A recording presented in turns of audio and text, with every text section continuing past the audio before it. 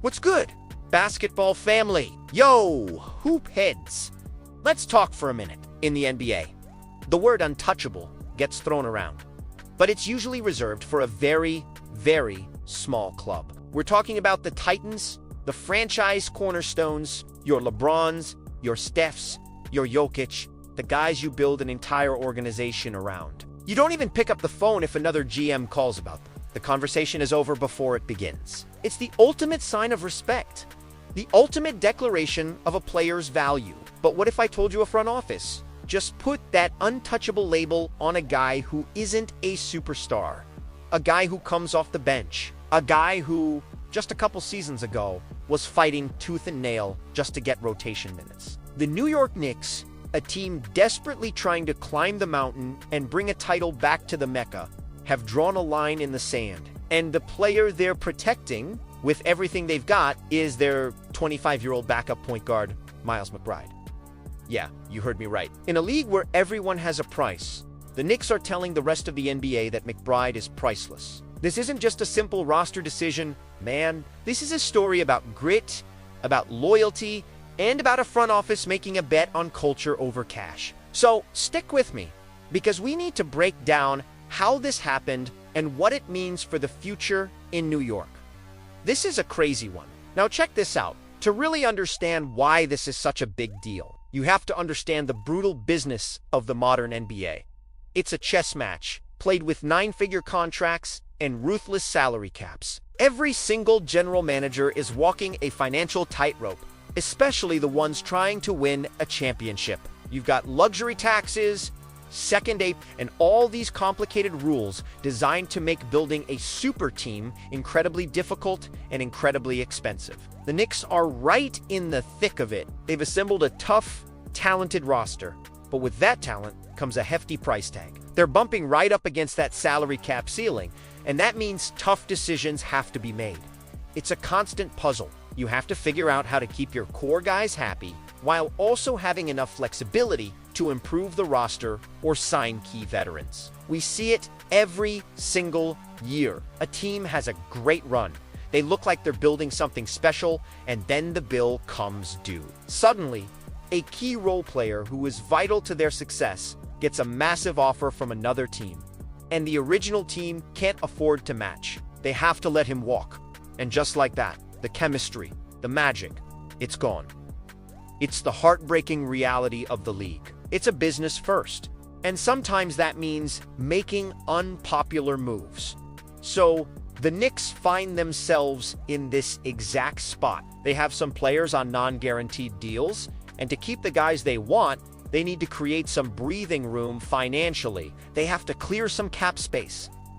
And the quickest way to do that, you trade a player. You find a guy on your roster who other teams want, a guy with a valuable contract, and you make a deal. It's cold, it's calculated, but that's how the game is played. This is the context surrounding the entire situation in New York. There's real financial pressure to make a move. Logically, you'd look at their roster and identify players who would have the most trade value. And that's where the story gets really interesting. Because when opposing teams looked at the Knicks, their eyes lit up when they saw Miles McBride's name. And they started calling a lot. They saw a young, improving player on an incredible contract, and they saw an opportunity. They figured with the Knicks in a financial bind, maybe, just maybe, they could pry him away. It was a logical assumption, but the Knicks front office had a very different idea. So, let's talk about the man himself, Miles Deuce McBride. To understand why the Knicks value him so much, you have to understand his journey. This wasn't a guy who was destined for stardom from day one. He wasn't a lottery pick with a sneaker deal waiting for him. He was drafted in the second round, number 36 overall, back in 2021. And for those who don't follow the draft that closely, making it as a second-round pick is an uphill battle. Man, there are no guarantees. You don't get the big rookie contract. You don't get the automatic rotation spot. You have to earn every single thing you get. McBride came out of West Virginia with a reputation. He played for Bob Huggins. And if you know anything about Huggins' teams, you know they are built on one thing: toughness. They are relentless. They are physical, and they will hound you for 94 feet. McBride was the embodiment of that philosophy. He was known as a pesky guard, a defensive bulldog who would just get under your skin, disrupt your offense, and make your life miserable as a ball handler. That was his calling card. When he got to the Knicks, he was traded on draft night, so he didn't even get drafted by the team he ended up on. He came into a situation with a demanding head coach in Tom Thibodeau, a coach famous for his grueling practices and for his reluctance to play young guys until they have proven themselves 110%. Thibs doesn't do favors. He doesn't care where you were drafted. He cares about what you can do for the team right now. And so McBride had to grind. There were times he barely played. There were stints in the G League, riding the bus from city to city, playing in front of small crowds, all while trying to prove he belonged on the big stage at Madison Square Garden. He was fighting for his NBA life. Many players in his position would have fizzled out. They would have gotten discouraged, lost their confidence, and ended up playing overseas or out of the league entirely within a couple of years. But that's not Deuce McBride. He put his head down and went to work. He embraced his role as a defensive stopper. He picked up the star players full court. He dove for loose balls. He did all the dirty work that doesn't always show up in the box score but wins you basketball games. He earned the respect of his teammates, and slowly but surely, he earned the trust of his coach. He was proving that his toughness wasn't just a college thing. It was in his DNA. And then something started to shift. The narrative began to change. McBride wasn't just the defensive specialist anymore. He started to show flashes on the other end of the floor. His confidence grew.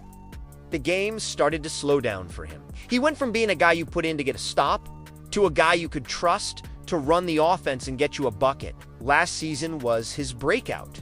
He became the Knicks' top scorer off the bench. Think about that for a second. On a deep, talented team, this former second-round pick, this defensive pest, was the guy providing the most offensive firepower for the second unit. His three-point shot became a legitimate weapon.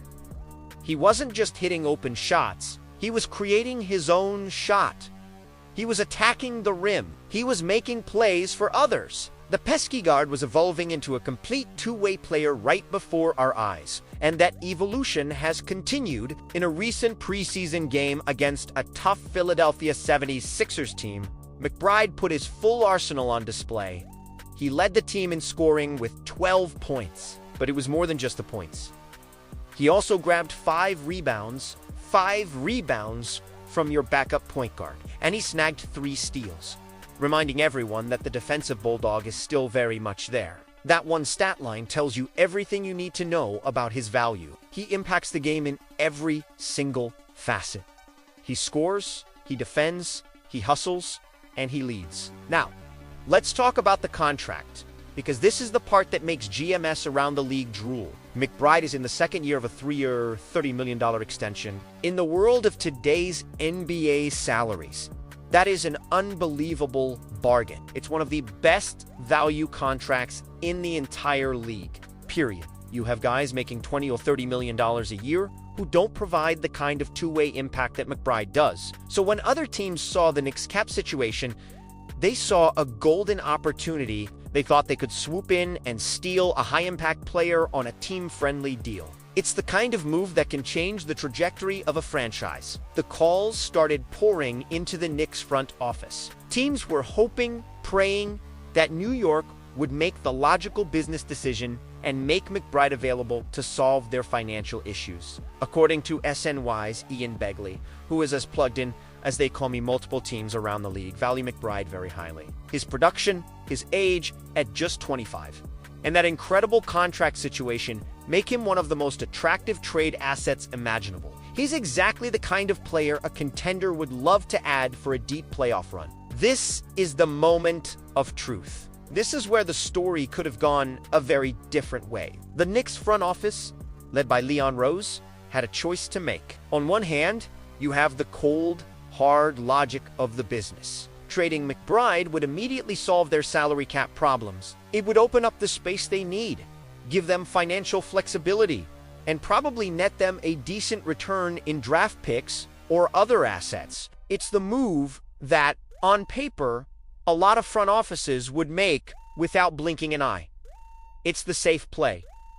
It's the business play. But on the other hand, you have the player himself. You have the guy who grinded his way from the end of the bench to being a critical part of your rotation. The guy who embodies the exact culture of toughness and hard work that you and your coach have been trying to build. You have a player who has incredible chemistry with your starters and is the most reliable piece you have in your second unit. Trading him wouldn't just be trading a player, it would be trading a piece of your team's soul. It would be sending a message to the rest of the locker room that no matter how hard you work, no matter how much you buy in, at the end of the day, you're just a number on a spreadsheet. So what did the Knicks do? They looked at the spreadsheets, they looked at the trade offers, and they slammed the phone down. They told the entire league, in no uncertain terms, that Miles McBride is not going anywhere. He is untouchable. That's an incredibly powerful word. It's a declaration. The Knicks are saying that what McBride brings to the team, his heart, his hustle, his continuity, is more valuable than any amount of cap space or any package of draft picks. They're making a bet on their guy. They're choosing loyalty. They're choosing culture. They believe that you don't win championships by trading away players like Miles McBride. You win championships because of players like Miles McBride. Instead, they're looking at other options. The report suggests they'd be more willing to move younger players who don't have a clear path to playing time, like the rookies Tyler Kolek or Pacome Dady. That's the more traditional route. You trade unproven potential to keep proven production. This decision sends a shockwave not just through the Knicks organization, but through the league. It's a signal that the Knicks are serious about what they're building. They're not looking for shortcuts.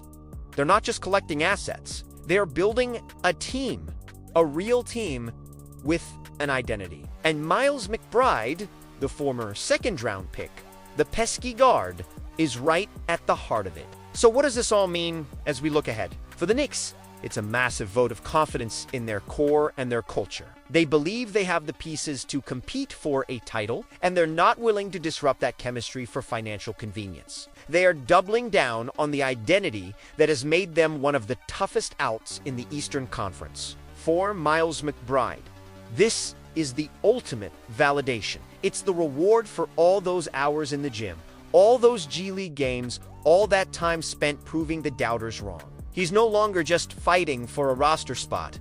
He's a foundational piece. He's a guy the organization has publicly declared essential to their championship aspirations. That kind of security and belief from a front office can do wonders for a player's confidence. We could see him take yet another leap this season. And for us, as fans of the game, this is just a flat-out awesome story. In an era of player movement and super teams forming overnight, it's refreshing to see a story about a player growing organically within an organization and being rewarded for it. It's a reminder that the draft isn't everything. It's a reminder that hard work, grit, and a team-first attitude can still take you to the top. McBride's journey is the kind of story we all love in sports. It's the underdog who outworks everyone and forces the world to recognize his talent.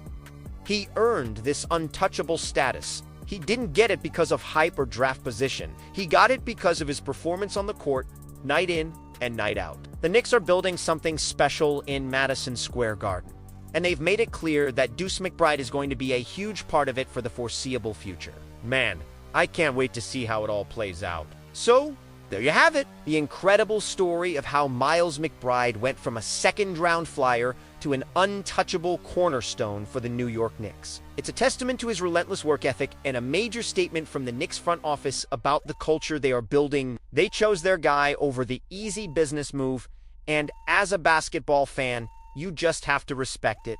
This is what team building should look like. Identifying your core guys, believing in them, and building a winner around them. But now, I want to hear from you. What do you think about this move by the Knicks? Do you agree that McBride should be untouchable? Or do you think everyone has a price, especially when you're trying to win a title? Drop your thoughts in the comments below. And let me ask you this. Who is the most underrated, indispensable glue guy on your favorite team? The guy who doesn't get the headlines, but you know your team can't win without him. Let me know who that is down in the comments. If you enjoyed this deep dive into the business and the heart of the NBA, do me a favor and smash that like button. Make sure you're subscribed to the channel and hit that notification bell so you don't miss any of our future breakdowns. We've got a lot more coming your way. Thanks for hanging out with me, basketball family. I'll catch you on the next one. Peace.